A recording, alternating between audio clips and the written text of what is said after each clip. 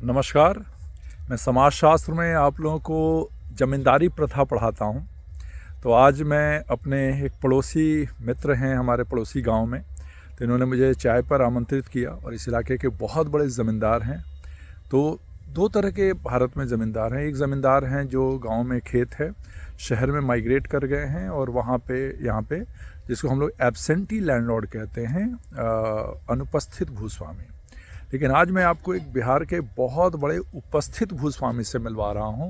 तो पहले मैं कैमरा को बैक करके इनकी आपको थोड़ी सी एक छोटी सी प्रॉपर्टी दिखाता हूं। फिर इनके ये मुझे चाय पे आमंत्रित किए, मैंने सोचा कि आप लोग को भी पता चले, बिहार को जानिए आप लोग भी अपने नज़रिए। तो ये देखिए, ये जो सड़क दिख रही है इनकी अपनी निजी सड़क है और जो जहाँ ये सड़क एंड कर रही है वहाँ से ये प्रॉपर्टी इनके शुरू हो रही है। इस प्रॉपर्टी को देखिए, ये कहाँ तक, ये जितनी आपको बहुत दूर तक तो नहीं कहूँगा, वो जो पेड़ दिख रहे हैं दो छोटे छोटे वो, और ये सड़क यहाँ से करीब है, ये दोनों तरफ की प्रॉपर्टी इसी व्यक्ति की है उस घर तक, मतलब घर के इधर जो आपको हरा पार्ट दिख रहा है और इधर ये बगीचे वगैरह सब इन्हीं के हैं। तो आपको दिखाता चलूँगा और बताता चलूँगा। और बहुत बड़ी ये प्रॉपर्टी है, बहुत ही बड़ी है। तो उन्होंने कहा कि मैं गाड़ी भेजता हूँ, मैंने कहा नहीं मैं पैदल आऊँगा, क्योंकि मैं चाहता था कि थोड़ा समाजशास्त्र का भी विकास हो। ये बगीचे, ये आम, ये सब इन्हीं के हैं और ये बहुत ही बड़ी प्रॉपर्टी। ये सड़क देखिए भी कहाँ तक जाएगी, कहाँ से आ रही है, और ये एक ही आदमी के प्रॉपर्टी के बीच से ये सड़क जा रही है। और ये बड़े समृद्ध किसान हैं इस इलाके के, इनसे मतलब समृद्ध किसान नहीं है कोई, और किसान कहिए, लैंडलॉर्ड कहिए। बहुत बड़ी प्रॉपर्टी है इनकी यहाँ पे और बहुत प्रतिष्ठित परिवार है। ये एक नया आम का बगीचा ये लोग डेवलप कर रहे हैं। ये पूरा उधर आपको शायद दिखाई ना दे रहा हो, इन्होंने यहाँ पे ये 15 बीघे केवल केले की खेती की है, आपको दिख रहा होगा वो। तो केले की खेती भी इन्हीं में है, ये पूरी प्रॉपर्टी इन्हीं की है। ये सामने इनका घर है जहाँ पे हम जा रहे हैं और बहुत ही शानदार। मैंने उनसे फ़ोन करके कह दिया था कि मैं एक समाजशास्त्रीय दृष्टिकोण से एक वीडियो बना रहा हूँ और इसी वजह से मैं इनका नाम और इनके गांव का नाम नहीं बताऊंगा, ताकि निजता भी बनी रहनी चाहिए, ऐसे भी संपत्ति डिस्प्ले। ये देखिए, इन्होंने अपने ही कैंपस में हनुमान मंदिर भी बनाया हुआ है। इनका सब निजी है। ये जो भी आपको प्रॉपर्टी दिख रही है वो दूर तक ये उनके काम वाले जो इनके यहाँ काम करते हैं वो लोग रहते हैं उसमें।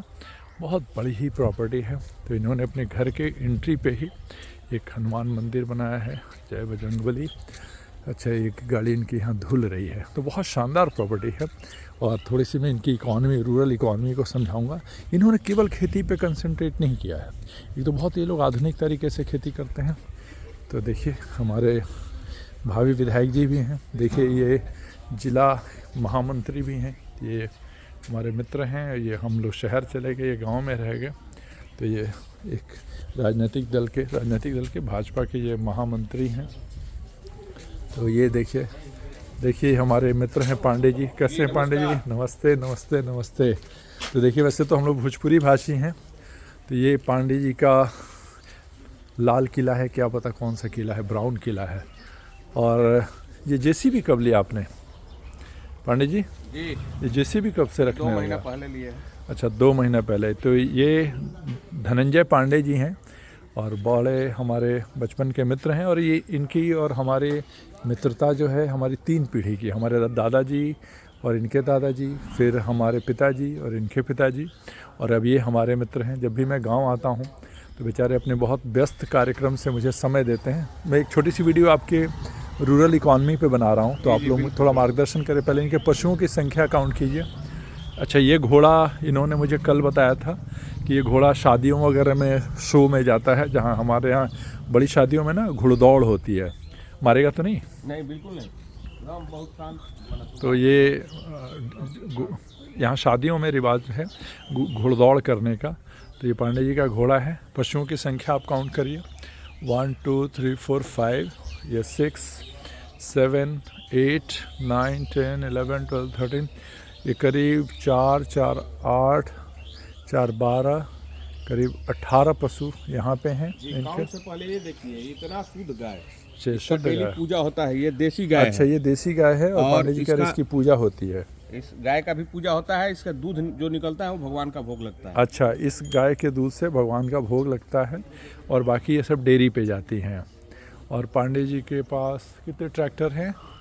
अभी तो और बाहर गए हैं अभी। हाँ, यहाँ कुछ एक खेतों में लगी गए हुई हैं, एक यहाँ भूसा पे मशीन खड़ा है। भूसा बनाता है। ये भूसा बनाने वाला मशीन है। इन्होंने बहुत हाईटेक सिस्टम रखा है। ये भूसा बनाने का मशीन है। एक ट्रैक्टर यहाँ पे है, एक जेसीबी यहाँ खड़ी है। गुजरात नस्ल की गाय है। अच्छा, ये गिर काऊ? नहीं, गिर नहीं है। गिर की तो कान और बड़ा होता है। नहीं, वही है। ये गिर है। गिर के कान तो बहुत लंबे होते उसका हैं। है, उसका उसी का है। अच्छा, उसी का फिर क्रॉस ब्रीड होगा, जी, जी। क्योंकि उसके कान लटकते हैं। जी। तो ये गिर नस्ल की गाय है। फिर यहाँ पे कुछ इनके छोटे पशु हैं। ये पूरा इनके जो एनिमल शेड है। और ये पांडे जी का घर है, किला है, जो भी कहिए।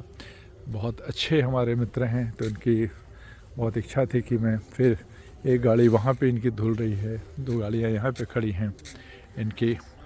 तो पांडे जी, आइए थोड़ी आपसे बात की जाए। जी। तो आप जरा बताइए, यहाँ पे जो कृषि, आपकी कृषि इस इलाके की सबसे उन्नत कृषि है। देखिए, पहले तो ये देखिए कि काउशेड में कितने काउस के लिए बनाए गए हैं। ये काउशेड्स हैं। ये पूरा इनकी कैंपस है। कैंपस भी काफ़ी इन्होंने बड़ा रखा हुआ है। जैसे आप लोग साउथ इंडियन फिल्मों में देखते होंगे ना। तो पांडे जी से बैठ के बात करता हूँ, तो थोड़ा यहाँ का अर्थव्यवस्था अपना समझाइए कि कैसे कैसे आप लोग का। देखिए, वो मशीन इलेक्ट्रिक द्वारा चारा काटा जाता है। अच्छा, ये इलेक्ट्रिक चारा मशीन है, पंजाब से आया है। पंजाब से आया है। अच्छा, तो इन्होंने काफ़ी पहले से भी, जब हम लोग छोटे थे तब से भी ये लोग काफ़ी उन्नत किसान थे। बड़े किसानी इन लोगों ने कभी भी बहुत साइंटिफिक तरीके से किया है और बहुत शानदार। तो पांडे जी, बैठा जाए, बैठ के 2 मिनट आपसे बात करता हूँ। तो मैं कैमरा किसी और को दे रहा हूँ ताकि पांडे जी से बात किया जाए। ये सीनियर पांडे जी हैं, जो सुभाष पांडे जी।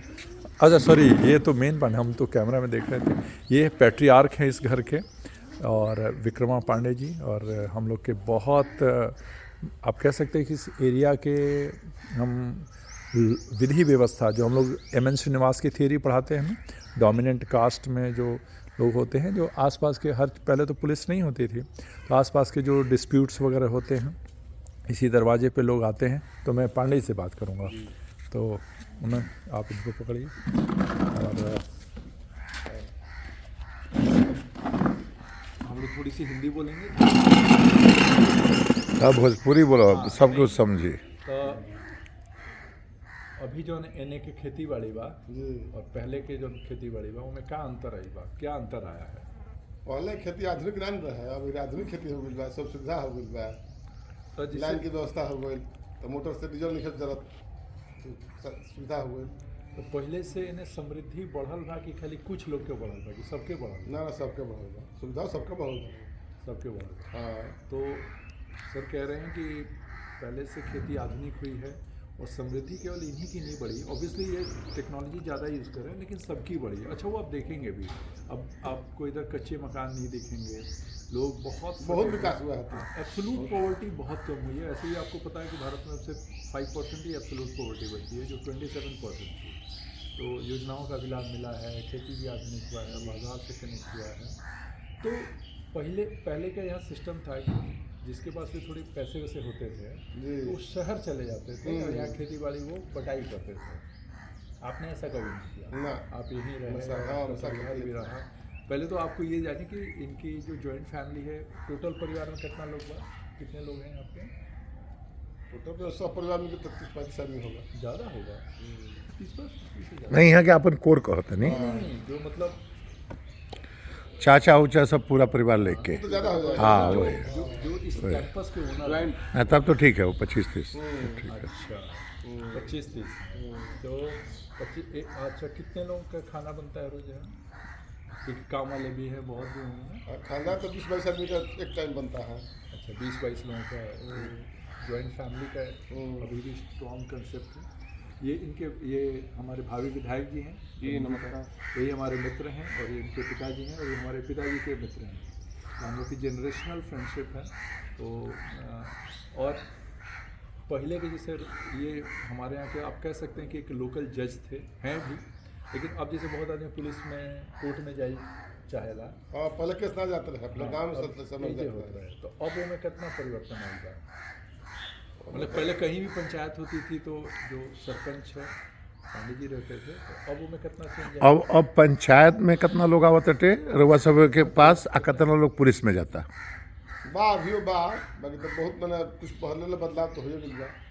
ज़्यादा लोग पुलिस में जाता। हाँ पुलिस में, लेकिन पुलिस में पैसा लगाता है। हाँ को से निदान भी नहीं हो पाओ। हाँ लास्ट में यही निदान होता है। हाँ, लास्ट में लोग जब थक पड़ जाते हैं तो फिर यहाँ आ जाते हैं। हम्म, अच्छा भाई इतना जन खेती पशु बा तो कई कितना आदमी के एकरा के देखभाल के कई गो आदमी रखले बानी? 3-4 आदमी बा। 3-4 आदमी। हम्म, तो 3-4 आदमी मतलब ये पशुओं के पालन करते हैं। ये जेसीबी कहाँ खेती? माटी भरे खातिर कहीं चिमनी पर माटी जो जाला ओकरा खातिर केहू घर भरे के ओकरा खातिर जमीन भी बराबर करे के मतलब बराबर करे के ओकरो खातिर काम अच्छा अच्छा, तो ये मतलब जेसीबी अपने डोमेस्टिक काम में भी आता है। अच्छा, इनकी बहुत बड़ी संख्या में जो मात्रा में खेत है हमारे, जो आपको मैंने रोड दिखाया था, नहीं यहाँ से नहीं दिखेगा, तो वो यूपी में पड़ता है। यूपी में पड़ जाला ऐसे ऊटी के बॉर्डर पर पड़ला बॉर्डर ना बॉर्डर यूपी में ना पड़ला। तो वैसे वो सब दिक्कत नहीं है।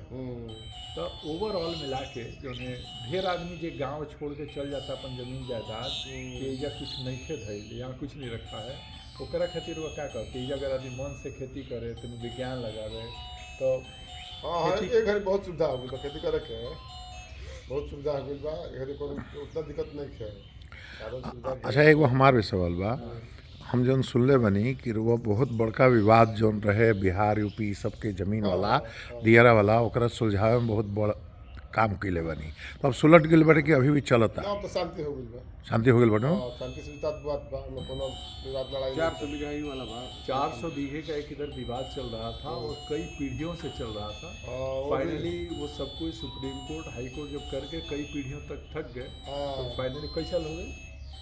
10-15 साल हो गई। तो 10-15 साल पहले हम लोग के दादाजी बताते थे और खूब गोलियां खूब चलती बात थी। हाँ गोली हाँ खूब गोलियां चलती थी, दोनों तरफ के रिश्तेदार आते थे और हम लोग छोटे थे तो भाई फसल काटते समय जोतते समय खूब राइफल इकट्ठे होते थे। फाइनली 10 साल पहले पांडे जी ने उसको निपटाया और सब अब हाँ शांति से हुआ रहा है, कोई विवाद नहीं है। तो जे कोई मतलब जेकर एजा गाँव में अगर कोई फसल चाहे तो कितना जमीन चाहिए कि नीमन से खेती करे तो ठीक से जी खाली नीमन से कम से कम 10 बीघा से कम 10 बीघा में ऊपर परिवार निमन से। हाँ तो अगर 10 बीघा आपके पास खेत है गांव में, जो लोग सुन रहे हैं माइग्रेंट्स हैं, और अगर आप वैज्ञानिक तरीके से थोड़ा सा मार्केट को समझते हुए करेंगे तो आप काफ़ी अच्छे यहाँ पे मतलब शहर से निमन जी। हाँ शहर से तो अब देखिए ना मतलब क्या लाइफ है यहाँ का, अब खा रहे हैं। शहर से अच्छा हम लोग का देहात हो गया है, जैसे प्रदूषण नहीं है। हाँ अच्छा, खेत का सब्जी मिलेगा, हरा सब्जी मिलेगा, खेत का अपना उपजाया हुआ सब्जी मिलेगा, बिना खाद सब बिना खाद का। रोड हो गया है, लाइन हो गया है, तो अब दिक्कत क्या है? अच्छा, एक आदमी का अगर 10 बीघा खेत है जी अब पूरा वैज्ञानिक तरीके से सब कुछ कर रहा है तो साल में कितना आमदनी कर सकता है नीमन से अच्छे से? 10 लाख से अधिक नहीं करेगा 10 बीघा में। 10 बीघा में अब सोचिए कि 10 बीघा 3 में फसल लगेगा। 3 फसल करे 10 लाख से मतलब approx 1 lakh rupees a month. ना कोई आपको इनकम टैक्स देना है, ना कोई जीएसटी देना है, इसको शुद्ध आय है तो काफ़ी अच्छा है। और एक बार आप कैंपस दिखाइए पूरा, मैं आपसे कहूँगा तो बहुत समृद्ध किसान है इस इलाके के, उनकी वजह से यहाँ की विधि व्यवस्था काफ़ी अच्छी रहती है। और Dhananjay Pandey ji full time BJP के महामंत्री हैं हमारे ज़िले के, और इस बार के हम सब ने चाहा, ईश्वर ने चाहा तो विधायक प्रत्याशी भी हैं पांडे जी। ये भावी पीढ़ी है जो राजनीति में, हमें लगता है कि ये पहला आदमी है जो एक घर से राजनीति में गया। और इसके पहले मेरे बाबा निगुरुद मुखिया रहते थे। हाँ मुखिया थे। उसमें पंचायती राज नहीं था ना, ना, वो नहीं था जो 72nd एंड 3rd अमेंडमेंट वाला नहीं था वो, चुनाव लड़े वाला राजनीति। लड़ाई वाले पॉलिटिक्स में ये आए हैं। इनकी पत्नी पिछली बार वो जिला परिषद में 3-4 शायद वोट से मामूली वोट में बहुत मामूली अंतर से विजय नहीं मिला था, और इस बार ये हमारे विधायक प्रत्याशी हैं। तो थैंक यू सो मच। देख लीजिए एक बहुत समृद्ध किसान आप देख सकते हैं बिहार, क्योंकि आपको लगता है बिहार बहुत गरीब है। देखिए